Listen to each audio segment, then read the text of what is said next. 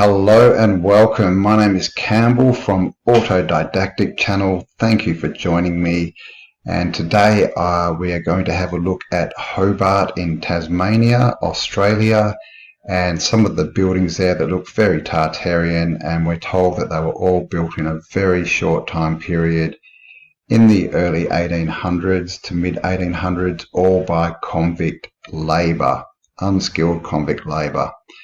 So let's get into this.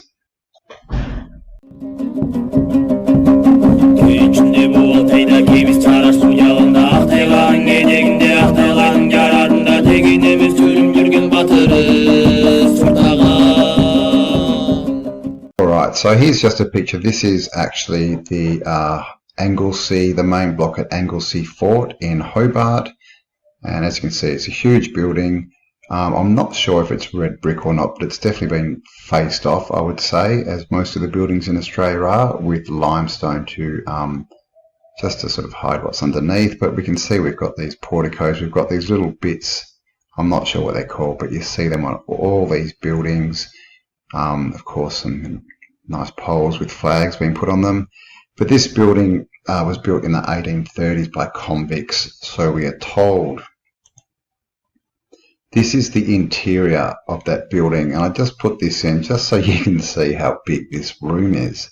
See the height of this chair, which means if you're sitting down, you know, your head might be here. So standing up, you know, you're sort of just looking through this bottom pane of glass, and look how high the ceilings are. I mean, and that's a huge fireplace. Now this is an army barracks. This is the officers' mess room. It says Anglesea Barracks. Why would you build it that big? If this is just for defensive purposes, why would you go to all this grandeur? And if you're building with slave, you know, convict labour in a new colony, why would you, you know, they're doubling the work and the materials they need. Doesn't make a lot of sense. This is Battery Point in Hobart. As you can see, there's a nice windmill here, and look at this tower in the background. Okay, so there's a few other houses around. So this is probably, you know, 1880s, 1890s maybe. Could be earlier, but this is gone now. But just look at that. It looks like it's straight out of Denmark. You know, it's got all these funny bits of, I don't know, is that some antiquitech thing up there? You know, windmills might be, you know, is probably another interesting to look at as far as a topic. Found that an interesting picture. This is Government House. You can see this back, you know, they're not even sure. There's a 20-year gap in when it could have been taken. But again, look at this. We've got a big castle turret here. You know, we've got this old world, you know, architecture where they, you know, it's all, you have these sort of big sort of frontage bits coming out, all evenly spaced. This is a tower, you know. Now this is Government House. Now why again would they go to this much? You know, in the early, you know, we're talking, I think it was built 1830s or 40s. And you don't need that on a brand new colony just looking after convicts. And how did they build it? And why has it got a turret here? And this building as well is right on the, it's like right on the water. And you don't build big buildings like this right on the water, because the foundations, apart from the fact that most government houses like to be on hills so they can look down on people, this is another early shot. As you can see, it's, you know, it's quite a good photo. It's got a lot of contrast, you know, but got tall ships here in the harbour, you know, all sailing ships. So it's probably around the turn of the century. I think I put 1800, I mean 1900 there, so ignore that. But again, look at these buildings. You know, huge. I mean, look at the size of that top story. It's almost twice as high as the size of this top story. So why would you use all this extra effort to build these massive buildings when you're starting, you know, you're struggling to start a colony and you've got slave labour?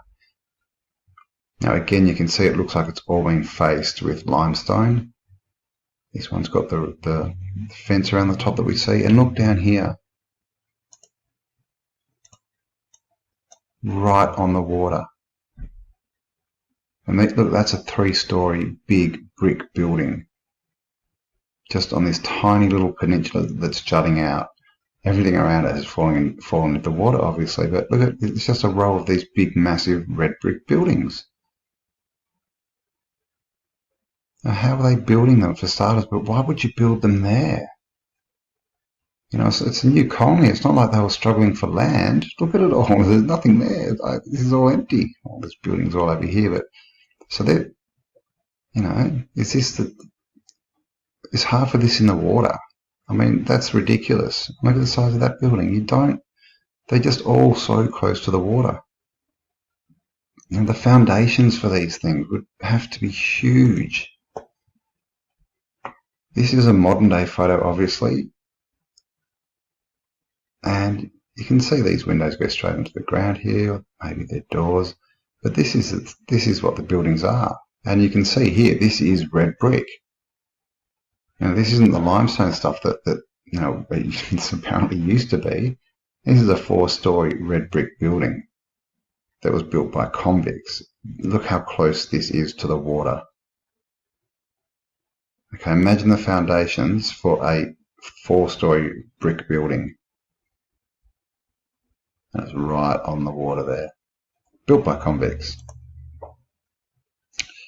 There's actually a bit of a like canal kind of system in Hobart as well. They say they built it, but I don't know. It's there. This is it. It goes into tunnels, and we see this familiar brick ceiling that's curved. See the curve on it? See that a lot. So I'm not sure if this is all retrofitted cement stuff. It looks like it might have been bricks. It does look fairly tall, even though it's a funny sort of angle. And you can see that doorway. It's probably quite tall in here. So what was this? And there's another bit. This is another tunnel. Again, the bricks on the curved roof. This looks like cement that's been added. But yeah, and these are pretty close. They're actually talking about turning these into like a bike track, because it's half tunnel and then it comes out and into like the canal bits. That's what it's called, the rivulet. I couldn't remember.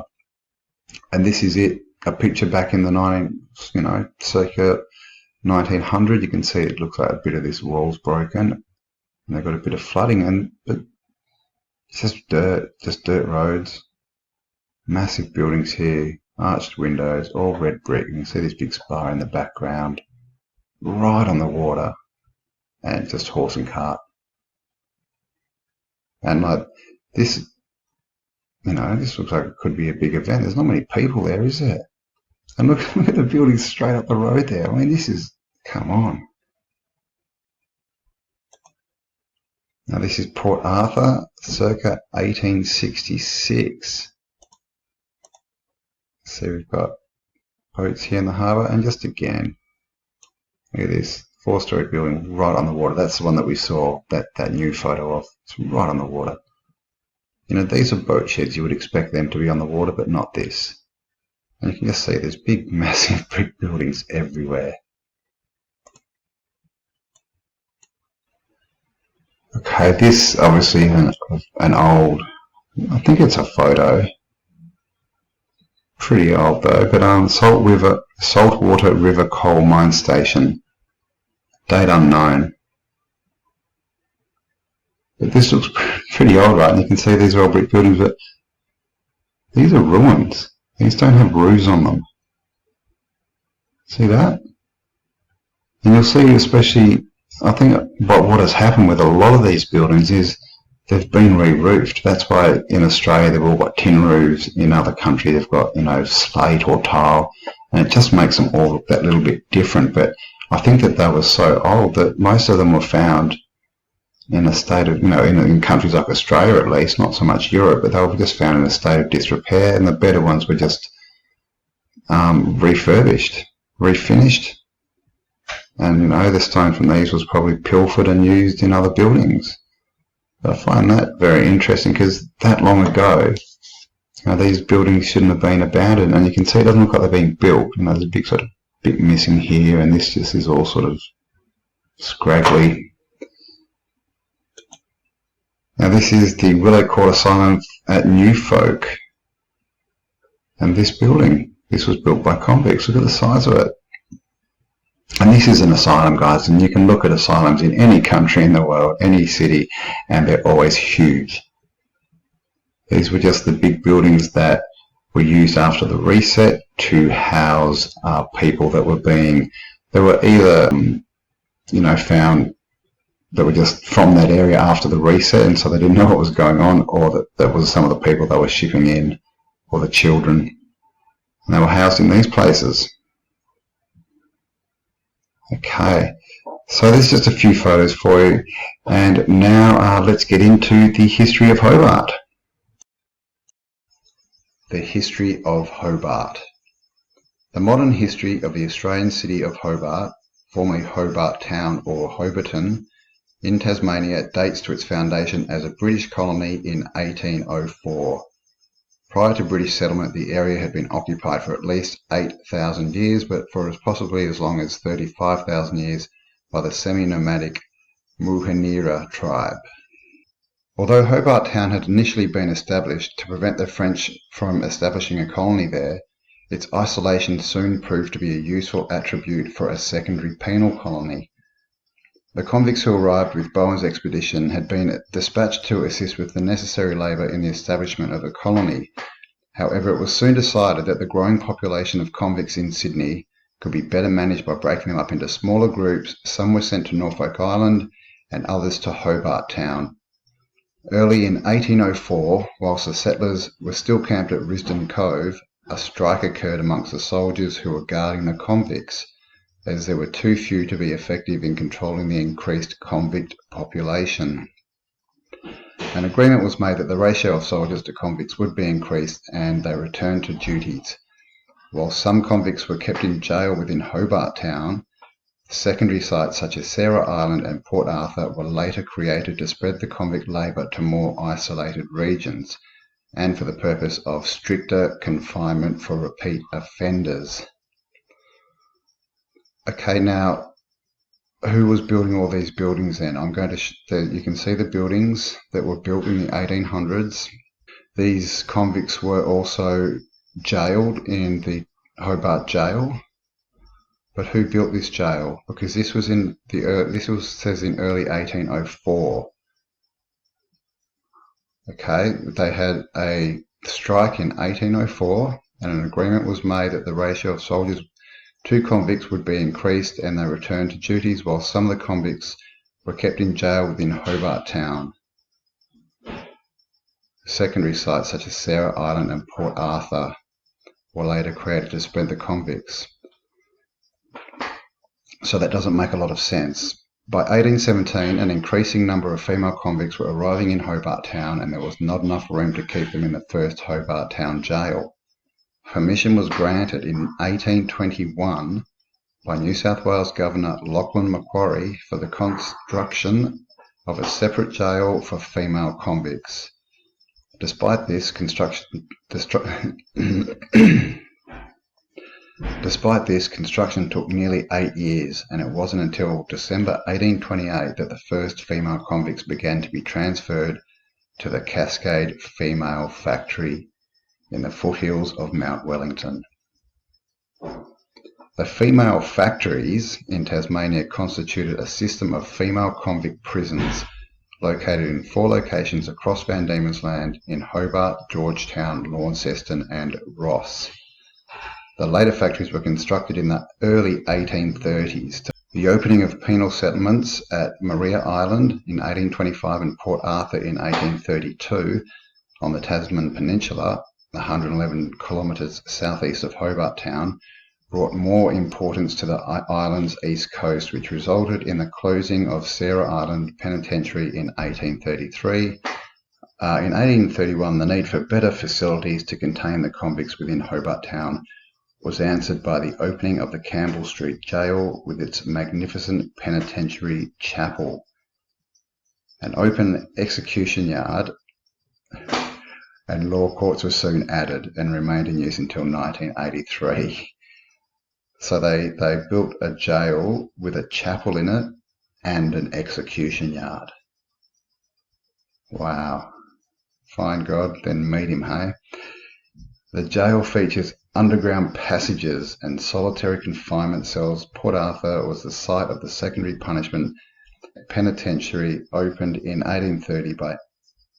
By 1835 it had grown to house 800 convicts, many of whom regularly served in chain gangs that operated until 1877. So that's a brief history of Hobart. It was founded in 1803. It was discovered in the 1700s, late 1700s, founded as Hobart Town in 1803, and the first convicts started arriving in 1804. And here is a picture, a view of Hobart Town by Irish-born convict Alan Carswell in 1823. Okay, so this is 19 years after the colony was founded. And as you can see, we have right out, like that looks like it's in the water. I'm not sure, it's right out on the edge. That's at least a 3-story building, a 2-story building, brick. We have another one here. We have 2 more out here that are at least 2 or 3 stories. And then we have this. It's a building and it looks like it's got no roof on it. And as you can see, they're only dirt roads. There's nothing paved. There's really just one pier for the ships, so there's not a lot going on, and there's no people anywhere. If this is in the 1830s, where are all the convicts and the chain gangs?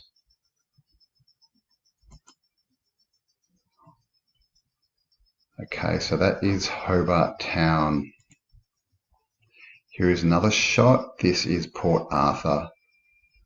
And as you can see, that is a 1, 2, 3, 4-story brick building, red brick building. There's another one up in the background here and behind it. This is, we are told, all built by convicts in the 1830s. So the story goes of Hobart that it was founded in 1804, and basically, you know, they were building huge buildings, they're telling us, within 20 years. There's no talk of really how they were constructed. There's no, architect's drawings. There's no plans. There's nothing really. If you look at the pictures, Hobart didn't have any paved roads. It was all just dirt. And they were just using little wooden carts to get things around. So how were they, transporting all these big blocks and cutting them out? And it was just slave, convict labour. Now, if you're a good artisan or a good, tradesman back then, they wouldn't be sending you out of the country. They were just sending basically people. Now, we're told they're convicts, but it was really just a redistribution of people around the world. And the easiest people to get and redistribute are the poor people. You just round them up. If they don't come quietly, then you just basically charge them with something.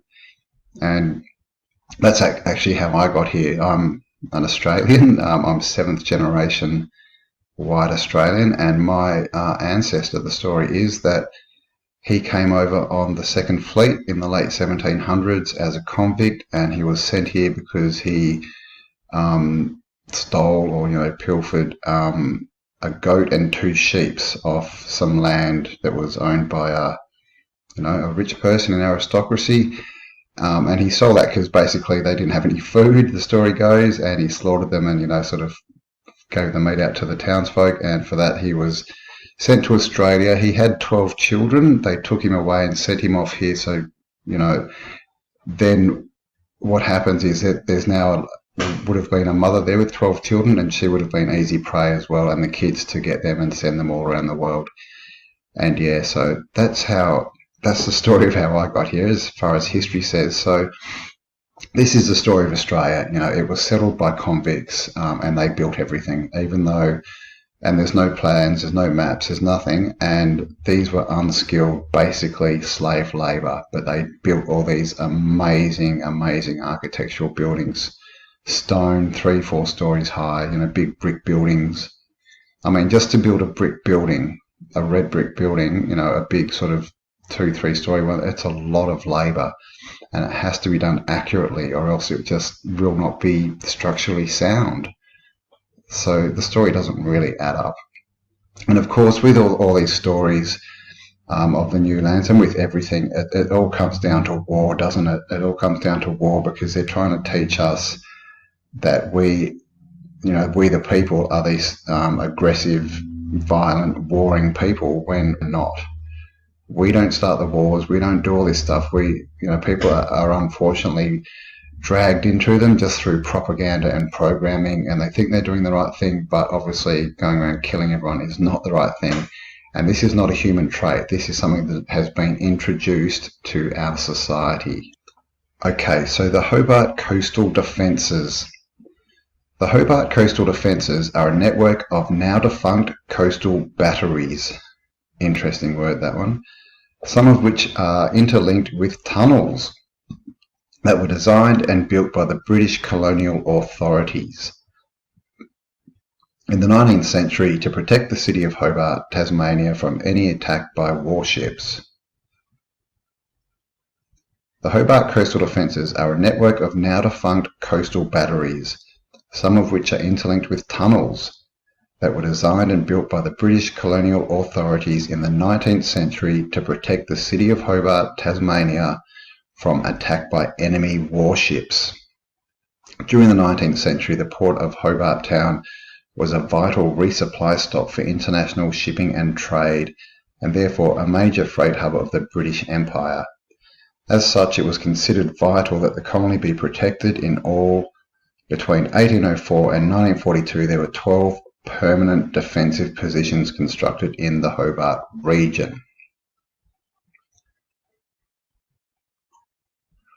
When Governor Lachlan Macquarie toured the Hobart town settlement in 1811, he was alarmed at the poor state of the defences and the general disorganisation of the colony. Along with planning for a new grid pattern of streets to be laid out, a new administrative and other buildings to be built, he commissioned the building of the Anglesey Barracks, which opened in 1814 and is now the oldest continually occupied barracks in Australia. Macquarie also suggested the construction of more permanent locations. Following his advice,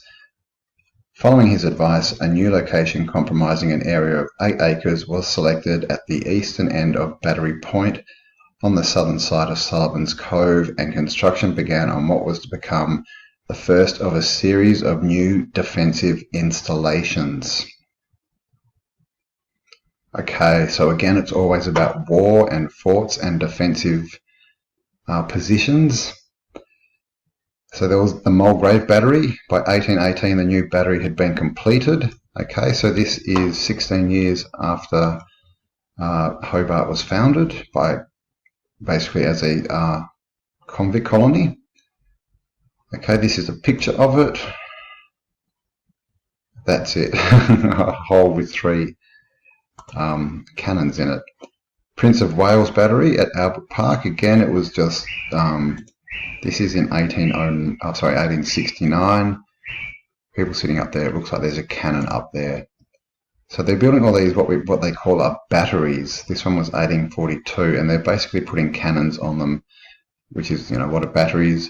Now, if you look where Tasmania is, it's really down. There's nothing much around it, so I'm not sure who they thought they were defending against. There's all this talk about the French. They do mention the Russians as well, but it's a very out of the way place, and unless someone wanted to invade it for land, and why would you do that if the British had control of Australia on top of it? It just doesn't seem like a very likely story. That most of these batteries and buildings, they just discovered them. They didn't build them. Here you can see there's an entrance to tunnelways that they say that the colonials built. So they were digging out tunnels with what? Did they bring shovels over with? There's no metalworks yet. Where are they getting their tools from? And the Queen's Battery, again, people, bit of a wall. Alexander. Now, this is the one I wanted to look at, Kangaroo Battery. The presence of the Russian warships in the Derwent River in 1873. Now, I haven't heard that before, so I'm going to have to look into that. and the condemning of the battery point batteries in 1878 had expedited the development of the Alexandra and Kangaroo batteries. The design of the fort was a pentagon shape that fitted conveniently into the point of the bluff above the cliff. The ditch tunnels and underground chambers had to be cut out of solid stone and faced with masonry. Several loopholes and firing points were fitted into the stone encasement to allow the rifle fire from every aspect of the fort in case of an attempted infantry assault. Caponniers faced both landward sides of the fort with firing positions facing each direction. So what they're saying there is the fort was completely surrounded, like defensive inland and out to the ocean, which is a fairly strange way to build things. You would think they would just build it to defend against the ocean because, yeah, they're cannons.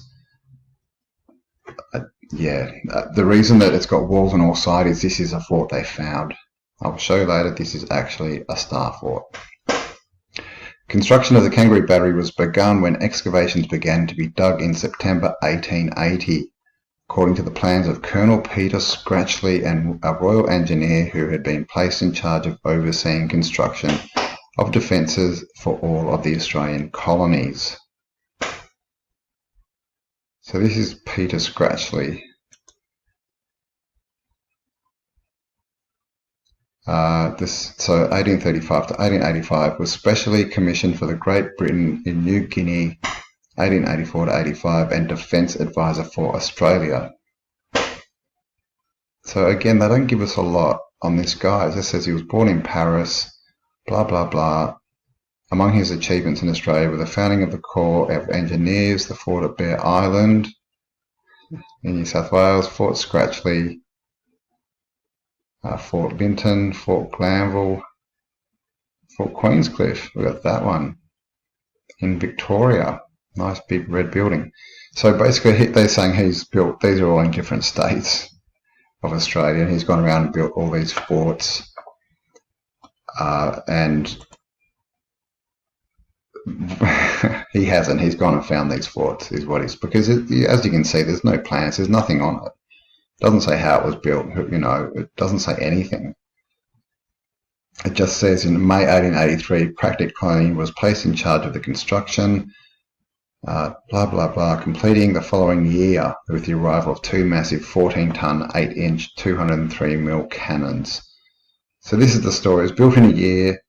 From 1887, both the Alexandra and Kangaroo batteries were being manned by detachments of the Southern Tasmanian Volunteer Artillery, as well as the Tasmanian Permanent Artillery.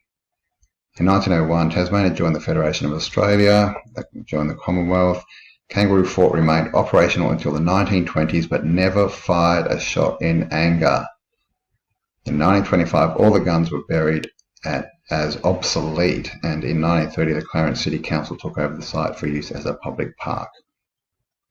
Okay, so that is Kangaroo Battery. So again, you know, the founding of Tasmania, it's all about war, but as you can see, this fort was never used. Okay, so this is Hobart, and you can see this is the Southern Ocean, and this is the Derwent River that they keep referencing. So this is where their defence is. So Hobart's actually up on the Derwent River. So as you can see, it's a big bay. So it is, you know, it is a good natural place. And obviously the water levels around here would have changed as well, which is why most things are built right on the edge of the water. There's interesting hills around here. This is the Kangaroo Bluff. This is the Queen's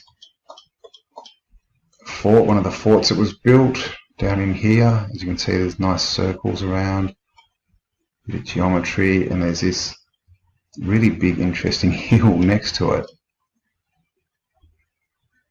I don't know, it's just a big hill right on the edge. Could be something under there, we don't know. But as you can see, this is the Anglesey Barracks as well that they built. As you can see, it's been expanded, and the original building would be there somewhere, but that's it there. So it's actually quite a nice city. You can see all these funny winding roads. So let's have a look at Kangaroo Bluff.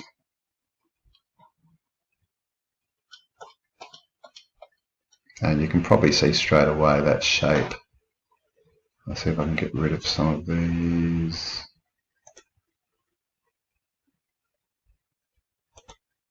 No. Oh. Okay, so there you see it. I mean, you can just see that. That's the top end of a star fort.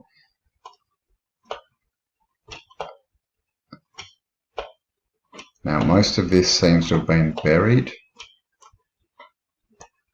And as you can see, it's right out on a bluff, right on the edge of the water, which a lot of these are because, like I said before, the water levels have changed in recent history.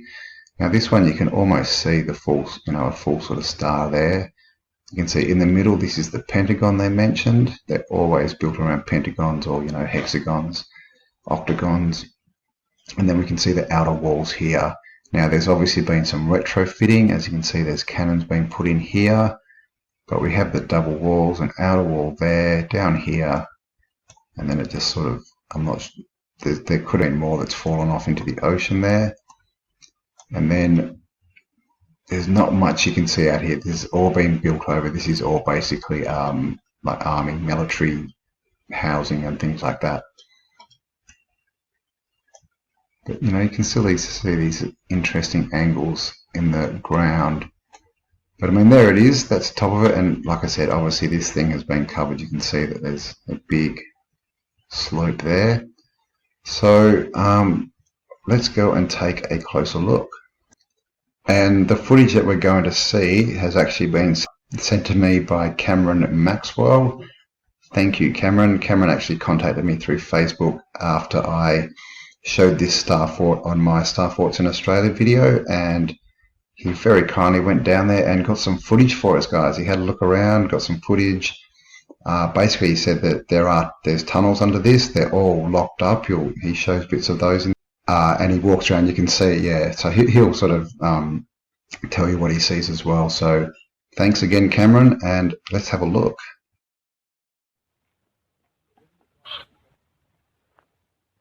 A big fort wall sort of thing that goes all the way down to the waterfront.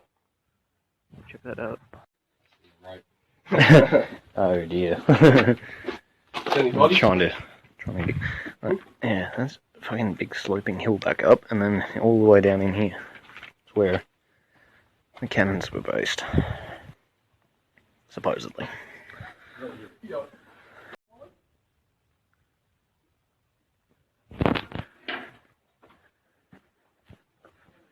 These are huge embankments. Right, they're probably 10 feet tall. What the heck?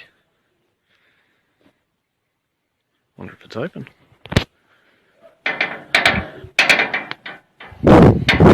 Been welded in place.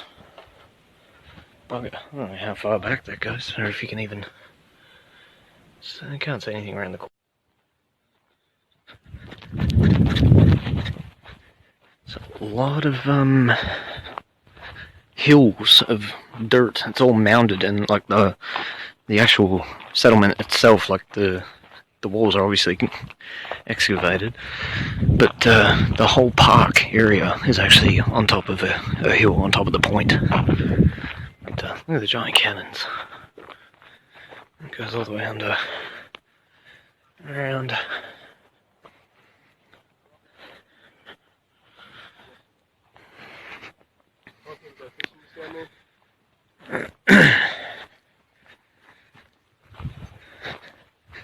There's even steps that go down here, eh?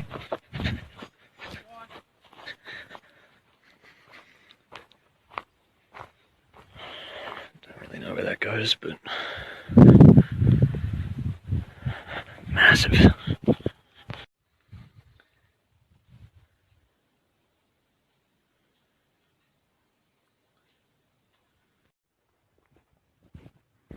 Armstrong. Where do you see that? Where? On the fucking cannon. I'm looking. Where? Oh. Right there. Okay. I was looking on the bloody barrel, not the side bit. If you can see that or not. It'll be there for hundreds of years. No, slide. The aquifer. Whatever it is, somewhere back there.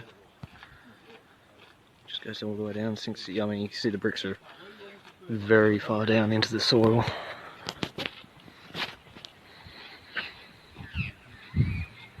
You even call it a battery. I'm sure it's not the kind of armament battery that they're probably implying.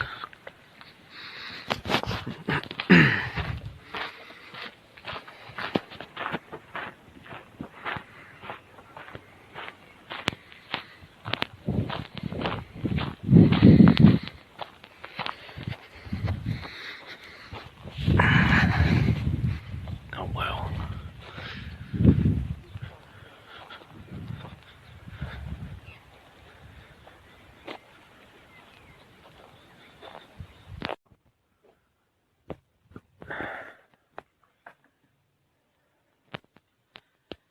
If I drop my phone right now, I'm gonna lose it.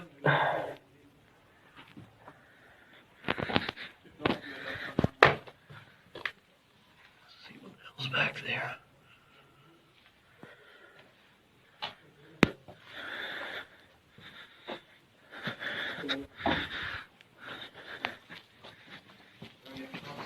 Fucking jackdog is here.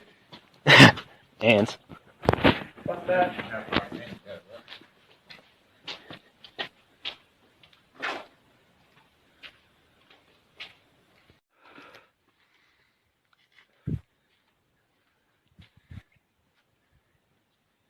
See anything?